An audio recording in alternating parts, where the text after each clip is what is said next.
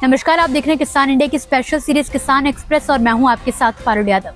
चलिए फटाफट नजर डालते हैं आज की 5 बड़ी हेडलाइंस पर। ईरान युद्ध का असर, भारत के चीनी एक्सपोर्ट पर लगा ब्रेक, देश में बढ़ेगी उपलब्धता। युद्ध की मार, मुंबई पोर्ट पर 4500 टन प्याज अटका, किसान एक्सपोर्टर संकट में। किसानों को बड़ी सौगात, बड़वानी में पहली कृषि कैबिनेट, 27,746 करोड़ के 16 फैसले। अरंडी की बम्पर पैदावार, 2025-26 में उत्पादन 11% बढ़ा, गुजरात राजस्थान बने लीडर।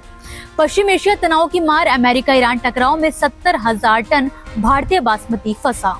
भारत की चीनी एक्सपोर्ट पर लगा ब्रेक। ईरान में चल रहे युद्ध और अमेरिका इजराइल के हमलों का असर अब वैश्विक व्यापार पर दिखने लगा है और भारत का चीनी कारोबार भी इससे अछूता नहीं रहा।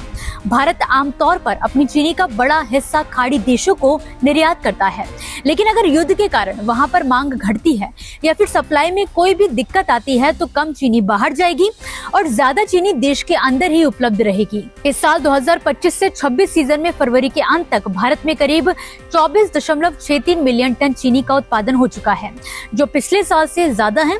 पूरे सीजन का अनुमान लगभग 29.29 मिलियन टन का है। हालांकि कुछ चीनी एथेनॉल बनाने में भी इस्तेमाल होती है। फरवरी के अंत तक मिलों के पास करीब 12 मिलियन टन चीनी का स्टॉक है। सरकार ने 2 मिलियन टन निर्यात की अनुमति दी थी, लेकिन मौजूदा हालात में सिर्फ आधा मिलियन टन ही बाहर जाने की संभावना है। इससे घरेलू बाजार में कमी नहीं होगी, लेकिन सरकार बिक्री कोटा संभलकर जारी कर रही है ताकि आगे दिक्कत ना हो। फिलहाल हालात कड़े जरूरी हैं, लेकिन चिंता की जरूरत नहीं है। चीनी की उपलब्धता बनी रहेगी और कीमतों पर ज्यादा दबाव नहीं दिख रहा। किसान एक्सपोर्टर संकट में। ईरान में चल रहे युद्ध का सीधा असर अब भारत के प्याज एक्सपोर्ट पर दिखने लगा है, खासकर महाराष्ट्र से होने वाली सप्लाई पर। नासिक और आसपास के इलाकों से भेजे गए प्याज से भरे 150 से ज्यादा कंटेनर इस समय मुंबई के JNPT पोर्ट पर फंसे हुए हैं। ये खेप दुबई के रास्ते खाड़ी देशों में जानी थी, लेकिन युद्ध जैसे हालात की वजह से दुबई का बाजार बंद है।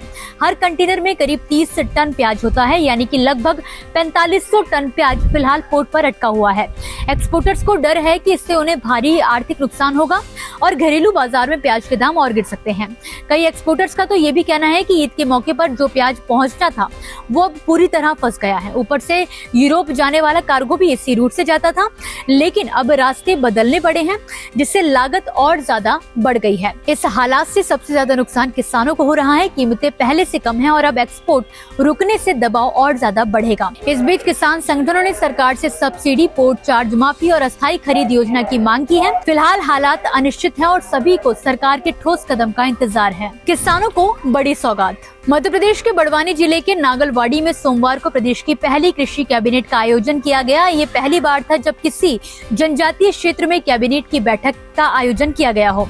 मुख्यमंत्री मोहन यादव की अध्यक्षता में हुई इस बैठक में किसानों के हित में बड़े फैसले लिए गए। कुल 6 विभागों की 16 योजनाओं को इस बैठक में मंजूरी दी गई है, जिन पर 27,746 करोड़ रुपए खर्च किए जाएंगे। सरकार का कहना है कि ये पैकेज खेती, सिंचाई, पशुपालन और सहकारिता को नई दिशा देगा। इस फैसले के तहत कृषि, उद्यानिकी, पशुपालन, मत्स्य सहकारिता और नर्मदा घाटी विकास विभाग को बड़ी राशि दी जाएगी। बड़वानी जिले के लिए खास राहत के तौर पर बरला उद्वहन माइक्रो सिंचाई परियोजना को भी इस बैठक में मंजूरी मिली है, जिससे 33 गाँव के करीब 15,500 हेक्टेयर क्षेत्र को स्थायी सिंचाई की सुविधा मिलेगी। इससे सूखे और अनियमित बारिश से जूझ रहे किसानों को भी फायदा होगा। सरकार ने बड़वानी को पर्यटन केंद्र के रूप में भी विकसित करने का और खेती कृषि उपज मंडी को आधुनिक बनाने की भी घोषणा कर दी है। इसके अलावा प्राकृतिक खेती को बढ़ावा देने के लिए जिले के 25 किसानों को मास्टर ट्रेनर बनाया जाएगा, ताकि वो दूसरे किसानों को नई तकनीक सिखा सकें। अरंडी की बम्पर पैदावार। भारत में अरंडी की खेती इस साल किसानों के लिए अच्छी खबर लेकर आई है। 2025-26 के कृषि वर्ष में देश का कुल अरंडी उत्पादन करीब 11% बढ़कर 17.6 लाख टन तक पहुंचने का अनुमान है। बेहतर मानसून, समय पर बुआई, उन्नत बीज और वैज्ञानिक खेती के तरीकों ने इसमें बड़ी भूमिका निभाई है। खासतौर पर गुजरात और राजस्थान में उत्पादन में अच्छा उछाल देखा गया है। इस साल अरंडी की बुआई का रकबा भी बढ़कर करीब 8.90 लाख हेक्टेयर हो गया है। साथ ही प्रति हेक्टेयर औसत उपज में करीब 8% की बढ़ोतरी दर्ज की गई। गुजरात देश का सबसे बड़ा अरंडी उत्पादक राज्य बना हुआ है, जहां बेहतर पैदावार की वजह से कुल उत्पादन 13.65 लाख टन तक पहुंच सकता है। राजस्थान में भी खेती का रकबा और उत्पादन दोनों बड़े हैं, जिससे किसानों को फायदा हुआ है। आंध्र प्रदेश और तेलंगाना में भी स्थिति संतोषजनक है और उत्पादन स्थिर बना हुआ है। अरंडी का इस्तेमाल उद्योग, दवाई और कॉस्मेटिक उत्पादों में होता है, इसलिए उत्पादन बढ़ना बाजार और किसानों दोनों के लिए सकारात्मक संकेत है। अगर मौसम और कीमतें अनुकूल रही तो किसानों की आय में अच्छी बढ़ोतरी संभव है। पश्चिम एशिया तनाव की मार। पश्चिम एशिया में बढ़ते तनाव और अमेरिका ईरान के बीच जारी सैन्य टकराव का असर अब भारत के बासमती चावल के निर्यात पर साफ दिखने लगा है।